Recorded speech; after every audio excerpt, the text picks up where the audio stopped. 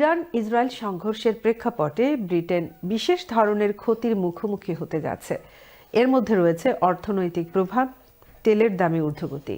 এরই মধ্যে ব্রিটেনের পেট্রোল ও ডিজেলে প্রতি লিটার 5 পেনি করে বৃদ্ধি পেয়েছে। এই সংঘর্ষে রাজনৈতিক ও কূটনৈতিক অঙ্গনে উত্তেজনা বিরাজ করছে। তেহরানের বহু মানুষ শহর ত্যাগ করেছেন। শহর জুড়ে জ্বালানি সংকটে ভয়াবহ পরিস্থিতি বিরাজ করছে।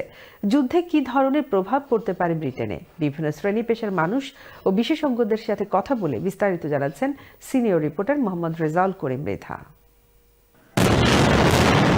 প্রায় 100 বছর ধরে প্যালেস্টাইন ও ইসরায়েলের মধ্যে যুদ্ধ চলছে। বিশ্ব মোড়লদের চাপে কখনো অব্যাহত দিলেও আবার শুরু করে নির্মম আক্রমণ। শান্তিপ্রিয় মানুষ এই সংঘর্ষ থেকে পরিত্রাণ চায়। আতঙ্কের মধ্যে আছে, কখন যে কি হয়। আমাদের তো ভবিষ্যৎ একেবারে দেখতেছি যে অন্ধকার। এই ইরান ইসরায়েলের যুদ্ধটা যদি বন্ধ হয় তখন আস্থা ওয়ার্ল্ডের জন্যই ভালো।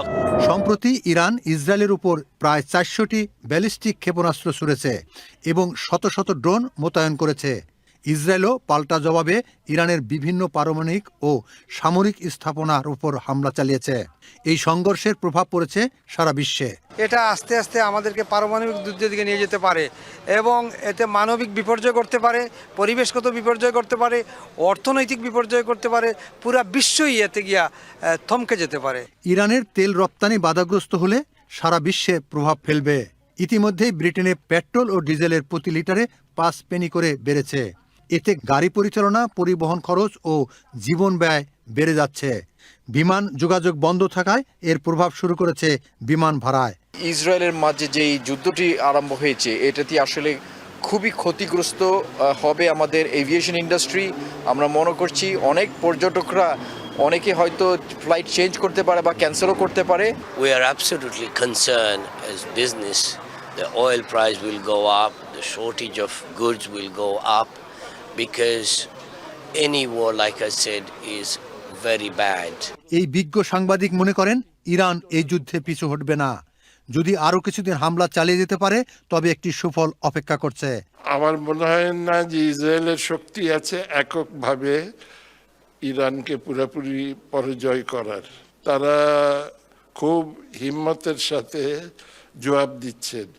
এখনো বোঝা যাচ্ছে না কোন দিকে যাবে, কিন্তু আমার মনে হয় ইরানকে যদি ভেবেছে খুব সহজে এরা পরাজিত করবে পুরো পশ্চিম বিশ্ব, এটা বোধহয় সম্ভব না।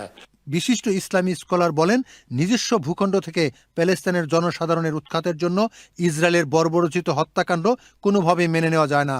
For thousands of years, Palestinians, Jews, Christians, Muslims have lived side by side in the Holy Land without fighting and causing trouble. But the creation of Israel has brought havoc in that Middle East, not only in Palestine but across the region.